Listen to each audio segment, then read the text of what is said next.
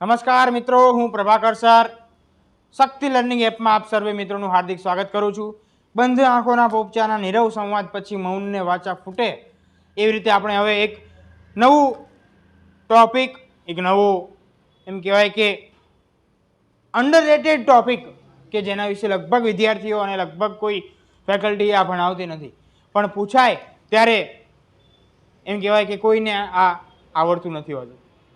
તો એના વિશેની હવે આપણે વાત કરવી છે કે ક્લિપ વર્ડ કોને કહેવાય, ક્લિપ વર્ડ કેવી રીતે એનો ઉપયોગ થાય, જો એક્ઝામમાં પૂછાય તો કેવી રીતે પૂછાય અને કેવી રીતે એનું તમારે આન્સર આપવાનો રહેશે. તો આ ક્લિપ વર્ડ નવો એક ટોપિક, બરાબર છે, શક્તિ લર્નિંગ એપમાં હું પ્રભાકર સર આપ સર્વે મિત્રોનું ફરી એક વખત હાર્દિક અભિવાદન કરું છું. હવે ક્લિપ વર્ડ એમાં આપણે આગળ વધવું છે. તો વોટ ઇઝ ક્લિપ વર્ડ, કોને કહેવાય ક્લિપ વર્ડ? તો હું તમને એક સિમ્પલ બાબત કહું, એક સિમ્પલ બાબત કે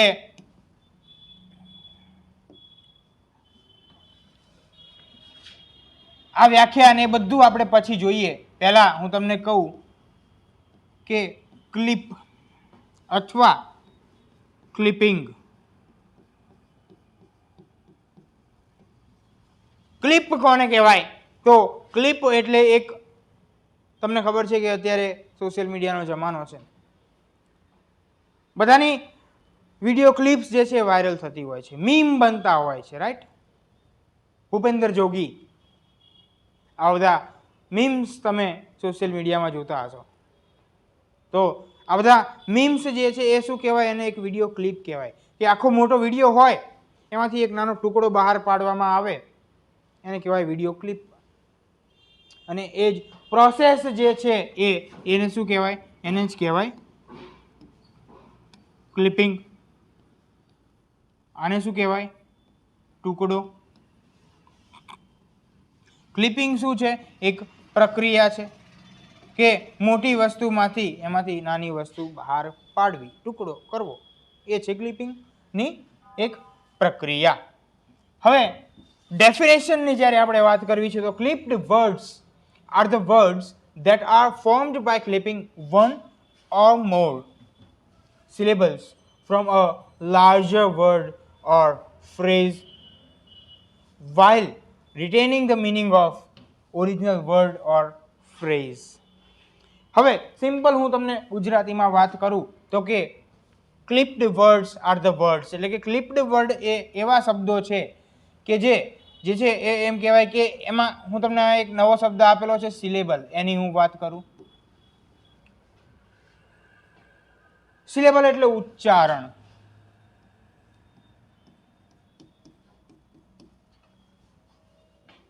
સિલેબલ એટલે ઉચ્ચારણ.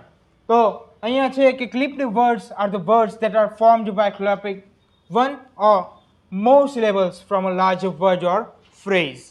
એટલે કે એક એમ કહેવાય કે લાર્જર વર્ડ હોય, મોટો શબ્દ હોય, એમાંથી એક અથવા એના કરતાં વધારે સિલેબલ્સને આપણે ટુકડા અલગ કરવાના હોય, બરાબર? તો એ છે એ ક્લિપિંગની પ્રક્રિયા અને એ જ શબ્દોને કહેવાય clipped words, right? while retaining the meaning of original word or phrase. એટલે કે તમે આ પ્રક્રિયા તો ભલે કરો પણ એ પ્રક્રિયાની પાછળ જે છે એનું એ અર્થ ના બદલાઈ જવો જોઈએ. જેમ કે હું તમને કહું કે આ એક શબ્દ છે બ્રધર, ભાઈ, તો આપણે એને ટૂંકમાં એનું એક સિલેબલ અલગ પાડીએ છીએ બ્રો, બરાબર?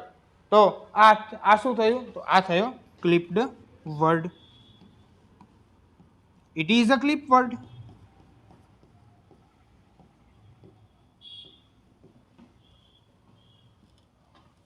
પણ અહીંયા તમે જુઓ, આનો મિનિંગ જે છે ભાઈ થાય તો આનો મિનિંગ ભાઈ જ થાય. એટલે ખાસ ક્લિપ્ડ વર્ડમાં આ એક બાબત મહત્વપૂર્ણ છે કે મિનિંગ જે છે એની સાથે કંઈ તમારે છેડછાડ કરવાનું નથી. જેમ અહીંયા આપેલું જ છે બ્રધર, તો એનું શું થાય? બ્રો થાય. ડોક્ટરને આપણે ટૂંકમાં કહીએ ડોક, રાઈટ? આવા બધા શબ્દો તમને જો ના સાંભળવા મળેલા હોય તો હું તમને એક ખાસ વિનંતી કરીશ કે તમે મૂવીઝ વેબ સિરીઝ આ બધું એક્સપ્લોર કરતા હશો અને નિહાળતા હશો, તો બને ત્યાં સુધી એવું કન્ટેન્ટ જોવાનું પસંદ કરો કે જે ઇંગ્લિશમાં હોય, એમાં ઇંગ્લિશનો અલગ ટોન હોય, જેમાં નવા નવા શબ્દો તમને જાણવા મળે, તો એનાથી તમારું જે છે વોકેબ બહુ સરસ મજાનું ક્લિયર થશે. અને પ્લસમાં તમને એક નવી ટોન પણ જે છે એ તમારામાં એમ કહેવાય કે સ્પીકિંગ માટે પણ બહુ સારામાં સારું કામ આવશે. જેમ કે અહીંયા તમે વાંચો છો, clipped words are the words that are formed by clipping one or more. એની કરતાં કદાચ જો તમે એમ વાંચો કે clipped words are the words that are formed by clipping one or more syllables, તો એમાં કંઈક ને કંઈક આ રીતે તમારે એમ કહેવાય કે સ્પીકિંગની જે એમ કહેવાય કે એક રિધમ છે, ટોન છે, એ પણ ચેન્જ થશે. તો ડોક કહીએ, પછી એક્ઝામિનેશનને આપણે એક્ઝામ કહીએ છીએ, તો આ ક્લિપ વર્ડ છે. સિસ્ટરને આપણે સિસ કહીએ છીએ, બરાબર. તો આ બધા શું છે? આ ક્લિપ્ડ વર્ડ છે. તો એના એક્ઝામ્પલ હવે આપણે જોવા હોય તો તમને કહું કે આ જે લુબ્રિકેટ છે, રાઈટ, આ લુબ્રિકેટ છે, તો એનું શું બને છે? ક્લિપ્ડ વર્ડ લ્યુબ બને છે. પછી હિપ્પોપોટેમસ જે છે, હિપ્પોપોટેમસ એનું હિપ્પો એનું ક્લિપ્ડ વર્ડ બને છે, બરાબર. આ જે છે આ શું છે? આ વર્ડ્સ છે અને આ ક્લિપ્ડ વર્ડ્સ છે.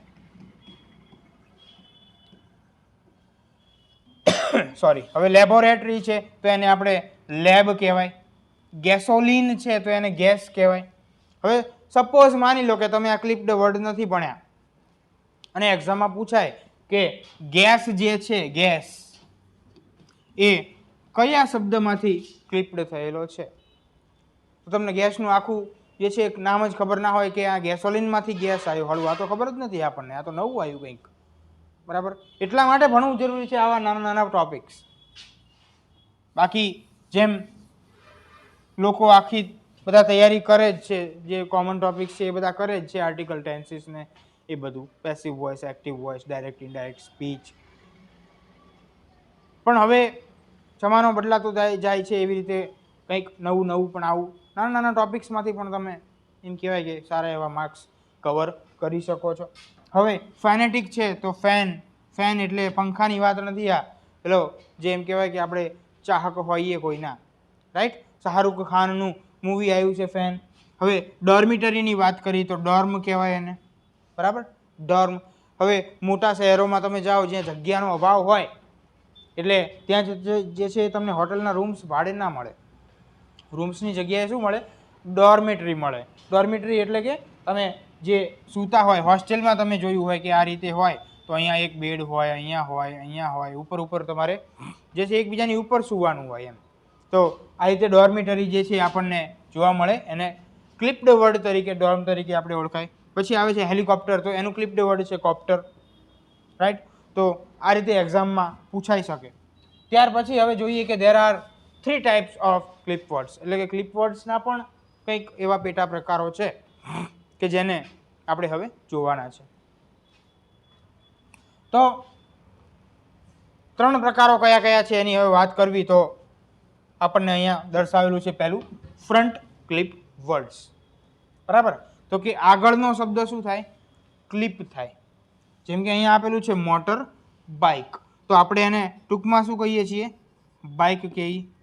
તો આ બને છે ક્લિપ વર્ડ. એટલે કે ફ્રન્ટનો આ જે ફ્રન્ટનો જે છે વર્ડ આ શું થઈ ગયો? ક્લિપ થઈ ગયો. હવે પાછળનો શબ્દ ક્લિપ થાય એટલે કે બેક ફ્લિપ વર્ડ્સ. તો જિમ્નેશિયમ, રાઈટ. તો જિમ્નેશિયમ જે છે એમાં આ પાછળનું નેશિયમ જે છે શું થઈ જાય? ક્લિપ થઈ જાય, એટલે આપણે બને છે એ જીમ. સોરી. પછી આવે છે મિડલ ક્લિપ વર્ડ, એટલે કે વચ્ચેનો શબ્દ જે છે શું થાય? ક્લિપ થાય. તો અહીંયા રેફ્રિજરેટર જે આપણને આપેલું છે, તો એમાંથી આપણે એને ક્લિપ કરીને કહીએ છીએ ફ્રિજ.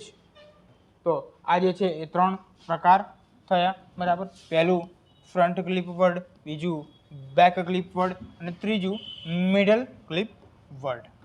હવે એમસીક્યુઝની આપણે વાત કરીએ કે એમસીક્યુઝ જે છે એ કેવા કેવા ટાઈપ્સના આપણને પૂછાતા હોય છે, બરાબર. તો અહીંયા જે છે which is front clipped word of telephone. તો આપણે અહીંયા ટેલિફોન જે છે એનો ફ્રન્ટ ક્લિપ વર્ડ આપણે શોધવાનો છે. અને સપોઝ કરી લો કે તમને આવી રીતે એક્ઝામમાં પૂછવામાં આવેલું હોય કે ભાઈ ઓપ્શનની વાત કરું તો એ ઓપ્શનમાં તમને આપી દીધું હોય ટેલી, બી ઓપ્શનમાં આપી દીધું હોય તમને ફોન, બરાબર, સી ઓપ્શનમાં આપી દીધું હોય મોબાઈલ અને ડી ઓપ્શનમાં આપી દીધું હોય ખાલી ટેલિફોન. તો આ રીતે આપેલું હોય તો એમાં તમારે જાણવાનું રહે કે જે ફ્રન્ટ ક્લિપ વર્ડ છે ટેલિફોનનો એ શું થાય, તો આપણે એને ફોન કહીએ છીએ ટૂંકમાં, રાઈટ. એટલે ફ્રન્ટનો જે છે આ ટેલી એ શું થઈ ગયો, ક્લિપ થઈ ગયો. હવે બીજું આપણે જોઈએ કે find out back clipped word of public house. એટલે કે આ જે પબ્લિક હાઉસ છે એનું આપણે શું કરવાનું છે, બેક ક્લિપ વર્ડ શોધવાનું છે. ઓપ્શનમાં તમને આપી દીધું હોય પબ્લિક, બી ઓપ્શનમાં આપી દીધું હોય હાઉસ, સી ઓપ્શનમાં આપ્યું હોય પબ અને ડી ઓપ્શનમાં આપ્યું હોય પબ્લિક હોમ. તો આમાં બેક ક્લિપ વર્ડ એટલે કે પાછળનો શબ્દ જે છે શું કરવાનો છે, ક્લિપ કરવાનો છે. તો અહીંયા આ જે છે pub, it is right answer. હવે નેક્સ્ટ MCQ આપણે જોઈએ કે કઈ ટાઈપના પૂછાય. તો what is middle clip word of influenza. ઇન્ફ્લુએન્ઝાનું આપણે મિડલ ક્લિપ વર્ડ આમાં જે છે એ પૂછેલું છે. જેમ કે તમને આપેલું હોય ઓપ્શનમાં કે ઇન્ફ્લુ, પછી ફ્લુએન્ઝા, ફ્લુ અને ડીમાં આપેલું હોય આ રીતે ફ્લુ. સ્પેલિંગ મિસ્ટેક્સ પણ મૂકી શકે. તો અહીંયા જે છે મિડલ ક્લિપ વર્ડ છે એટલે વચ્ચેનો જે છે શું થાય છે, ક્લિપ થાય છે. તો રાઈટ આન્સર ઇઝ ફ્લુ. તો આ રીતના આપણને એક્ઝામમાં ક્વેશ્ચન જે છે એ પૂછાઈ શકે અને એમાં તમારે આ રીતે આન્સર રાઇટિંગ કરવાનું હોય છે. હવે આપણે ક્લિપ વર્ડના પાર્ટ 2માં આપણે જે છે એ આગળના થોડાક અધર એક્ઝામ્પલ્સ જોઈએ અને કેવા કેવા એક્ઝામમાં પાસ્ટમાં પૂછાયેલા છે અથવા તો ભવિષ્યમાં પૂછાઈ શકે એવા એક્ઝામ્પલની આપણે વાત કરીશું. તો મળીએ પાર્ટ 2માં. Thanks for watching. જય હિન્દ.